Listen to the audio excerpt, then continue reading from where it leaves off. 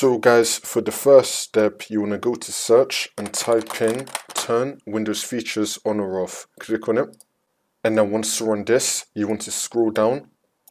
You want to turn on virtual machine platform. Make sure you have this enabled and then click on OK. It's going to start searching for required files. Just wait for this. It's going to start applying changes. Wait for this. Once that's been done, click on Don't Restart. Don't restart your computer yet. Next, you want to go to search and type in CMD. Now, you want to run it as administrator. And then click on yes. And then once you're on this, you want to type in bcdedit space /set space hypervisor launch type space auto. And then click on enter. For the last step, you want to make sure that you have virtualization enabled in your BIOS.